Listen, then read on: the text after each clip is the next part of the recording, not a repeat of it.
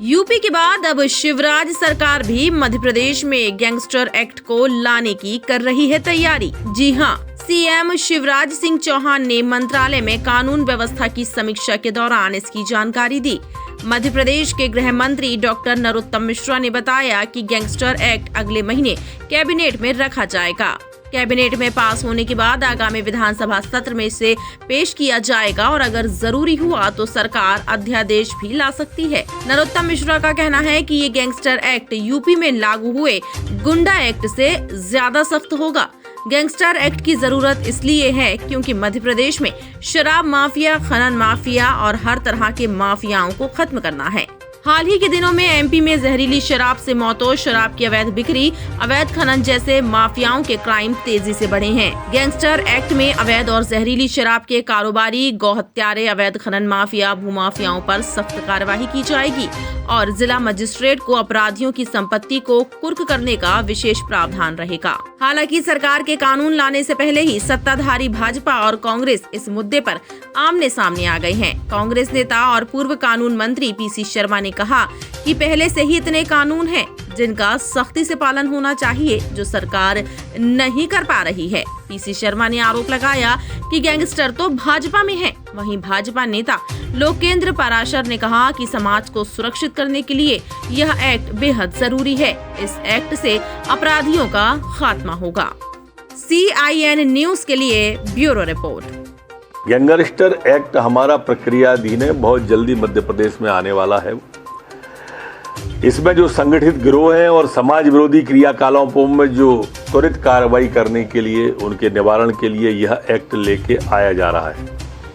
जैसे जहरीली शराब का काम एक संगठित गिरोह करते हैं, जैसे हमने देखा है कोई खनिज माफिया कहलाता है, कोई शराब माफिया कहलाता है। ये इस तरह के जो संगठित अपराध करते हैं, उसमें हम धारा 14 के अंतर्गत जो मजिस्ट्रेट हैं उन्हें उसमें अपराधियों की संपत्ति कुर्क करने के और दूसरे चीज़ें करने के प्रावधान पर विचार किया जा रहा है।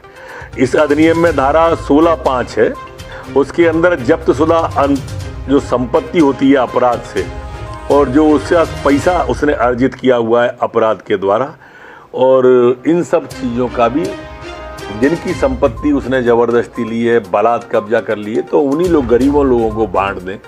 गरीब की संपत्ति गरीब को मिले, किसी संगठित अपराध को नहीं मिले। ये इस प्रावधान है। एक अधिनियम की धारा 5 है, उसमें इसके त्वरित निराकरण का भी किया गया है कि न्यायालयों का हम गठन करें और उन जिसमें इस तरह के केसों का तुरंत निराकरण हो सके। इसी तरह से अधिनियम की धारा 11 है, इसमें जो साक्षीगण हैं उन साक्षीगणों की विशेष ध्यान रख के उनका एक प्रावधान इस तरह का किया है कि मौजूदा समय में भी गैंगस्टर के विरुद्ध स्वतंत्र साक्षी को न्यायालय के समक्ष प्रस्तुत होने के लिए वो प्रोत्साहित करेंगे। इनमें गैंगस्टर एक्ट में जो इनके सहयोगी हैं, जो इनको सहयोग करते हैं प्रत्यक्ष या अप्रत्यक्ष, गाहे गवाहे, उनको भी सजा का प्रावधान करने का विचार चल रहा है। ये प्रक्रियाधीन है, बहुत जल्दी अपना मूर्त रूप लेगा। स्टर्स वो है, भारतीय जनता पार्टी के नेता है। अगर गैंग रैप की बात करो तो अभी शहडोल और डिंडोरी में इनका भारतीय जनता पार्टी का संगठन मंत्री वहाँ पकड़ाया है। जितने भी जो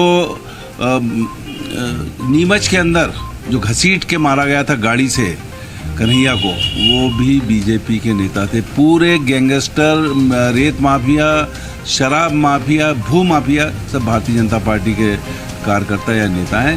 इसलिए उन पे कंट्रोल करो। ये एक्ट वैक्ट लाने से कुछ नहीं होगा।